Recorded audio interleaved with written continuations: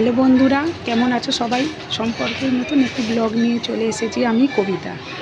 আজ হচ্ছে বৃহস্পতিবার, পুজো সেরে শুকনো করতে দিতে এলাম, আর তার 5 মিনিট বাদেই বৃষ্টি এলো। আবার রোদ্দুর উঠে গেল, ঝমঝম করে বৃষ্টি পড়ে আবার ঝলমলে রোদ্দুর উঠে গেল। দেখো, একবার বৃষ্টি হচ্ছে, আমি তুলিনি কিছু, যেমন ছাতে শোকাচ্ছে তেমন শুকনো হোক। কতবার তুলব আর কতবার ওটাকে শুকনো করতে দেবো? একবার রোদ্দুর উঠছে আর একবার বৃষ্টি পড়ছে। আজকে এখান থেকে ব্লগটা শুরু করলাম বন্ধুরা, চলো নিচে যাই। এই যে পুঁতির মালাটা যে ঠাকুরের পরিষ্কার করেছিলাম খুলে ঘর ঝাড়ার সময়, আর ওইটা এখন লাগিয়ে দেবে, কারণ এত উঁচুতে আমার পক্ষে ওটা সম্ভব নয়। ওকে আমি একটুখানি ধরি আর ও পরিয়ে দেয়, একটু ধরি একটু পরিয়ে দেয়। হ্যাঁ, আজকে বৃহস্পতিবার ঠাকুরের গলার মালাটা ফাঁকা থাকবে। এমনিতে সব বৃহস্পতিবার এই ঠাকুরকে মালা দেওয়া হয় না, যে কোনো যোগ জায়গাতে, আর পূর্ণিমা হলে আমরা মালাটা দিই। হ্যাঁ ঠিক আছে, এখন এইরকম থাকুক, এতখানি ঝুলবে তো। এই যে ছেলে চলে এসেছে, একটুখানি দোকানে পাঠিয়েছিলাম, বললাম না যে খাবার নেই, খাবার তৈরি করার সময় নেই, ওখানে বসে পড়। হ্যাঁ, খাবার তৈরি করার সময় নেই, ওই জন্য কিনে নিয়ে এসেছে মুদিখানার দোকান থেকে। কি নিয়ে এলি?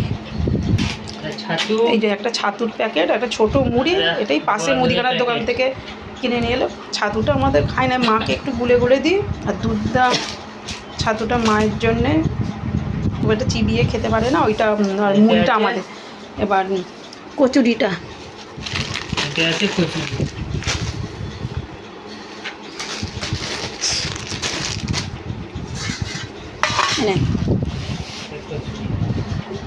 প্লাস্টিকটা, কালো প্লাস্টিকটা থেকে আলাদা করে দেয়। হ্যাঁ, ওটা কটা ঠোঙা আছে? দুটো তো, তাহলে একটা ঠোঙা খুলে তোর ঢেলে নে। একটা ঠোঙা খুলে ঢেলে নে, আর একটা ঠোঙা আমরা পাশে রেখে দে।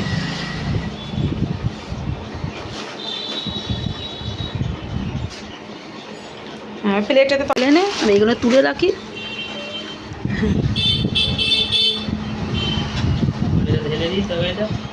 তরকারিটা ঢেলে খেয়ে নে।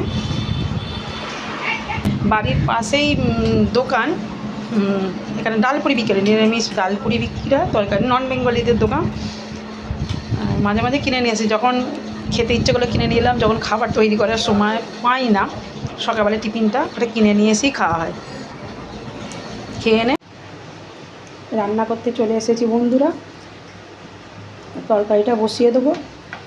এত বৃষ্টি পড়ছে বাইরে, একবার রোদ্দুর উঠছে আর একবার মুষলধারে বৃষ্টি হচ্ছে। সেই 50 বার ছাদে শুকুর দিয়েছি, সে যেতে যেতেই আমার টাইম অর্ধেক হয়ে গেল। সোয়াবিনের তরকারি করবো মিক্সিতে।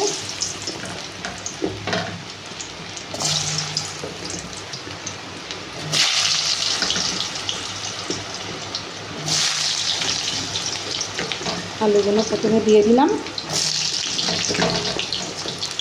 সোয়াবিনের তরকারি বেশি নিরামিষই করি আমি, কারণ নিরামিষ দিনেই সোয়াবিনটা বেশি হয়, জন্য পেঁয়াজ কিছু দিতে পারি না। ভাজা হোক। আর এই যে সোয়াবিন গরম জলে ভিজিয়ে জল ছিটিয়ে রেখে দিয়েছি। আলুটা ভাজা আগে হয়ে যাক। আলুটা মোটামুটি ভাজা হয়ে গেছে। এবার এতে সোয়াবিনটা দিয়ে একটুখানি ভেজে নেবো। সোয়াবিনটা দিয়ে না ভাজলে একটু কাঁচা গন্ধ সোয়াবিনটা ছাড়ে, তো সোয়াবিনটা দিয়ে একটু ভাজা করে দিয়ে তারপরে মশলা কষা দেবো।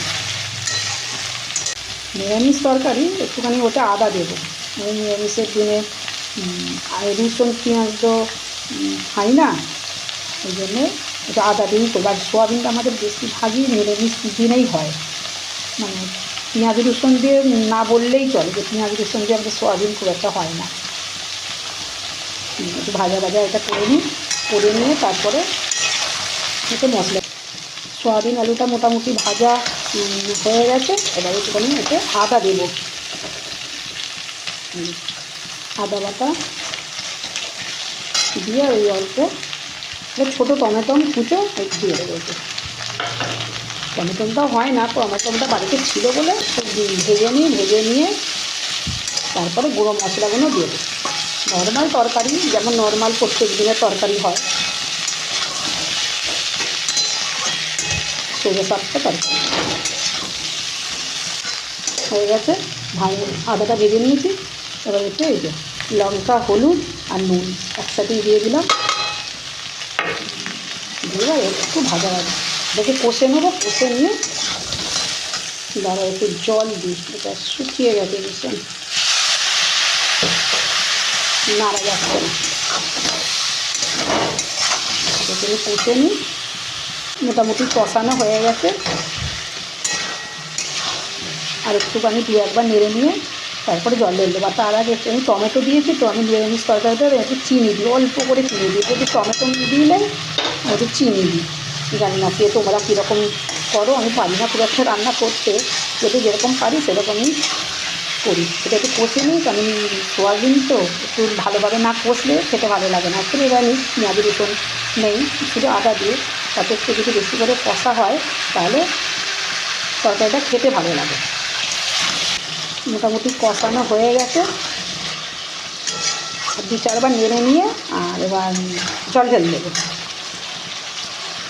দেখো বন্ধুরা, কষানো হয়ে গেছে। এবার জল ঢেলে দিই। বেশি জল দেবো না, অল্প করেই দেবো, কারণ এটা একটুখানি মাখা মাখা তরকারিটা হবে। ডাল করেছি। এবার জল ঢালা হয়ে গেছে, নাড়া হয়ে গেছে। এবার চাপা দিয়ে দেবো। আর একটু টমেটো দিলে একটু চিনি যদি তাতে দাও তাহলে ভীষণ সুন্দর রঙটা বেরোয়। তাতে একটু কাশ্মীরি লঙ্কারও দরকার নেই, আর অন্য কিছু দেওয়ার দরকার নেই, খুব সুন্দর রঙটা ওঠে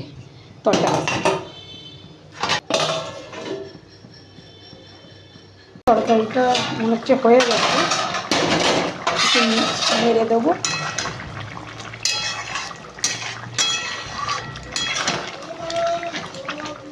মোটামুটি তরকারিটা হয়ে গেছে, আলুটাও সেদ্ধ হয়ে গেছে।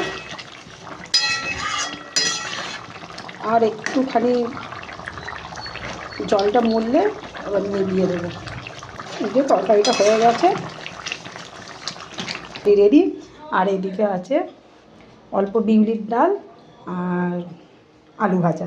বিউলির ডালটা ছেলে খায় না, বিউলির ডালটা শুধু আমাদের জন্য, আমার আর মা যদি একটু নেয় মায়ের। আর এই যে অল্প করে আলু ভেজেছি, আর ভাত তো আছেই। এই বন্ধুরা একটা ছোটো রিপেয়ারিং সেলাই এসেছে। এইটা জামাটা নতুন, আর জামাটার হাতা দেয়, জামাটার হাতাটা লাগানো নেই। আর যে ভাই যে পাড়ারই দাদা মেয়ে, ওর এবারে কুর্তিটা লং, এবার কোনো উপায় নেই, ওই জন্য নিচেটা থেকে কেটে, এইখানটা থেকে কেটে এইখানে হাতাটা কাটিং করে হাতাতে লাগিয়ে দেবো। এতটুকু কাজ, নিচেটা কুর্তিটা নিচেটা কেটে দিতে হবে, কেটে আর হাতাতে লাগিয়ে দিতে হবে। ওর সাইজ অনুযায়ী কুর্তিটা লং কুর্তি, অসুবিধা হবে না। এতটুকু কাজ করবো এবার বন্ধুরা। মেশিনে বসে পড়েছি এই যে জামাটা করতে।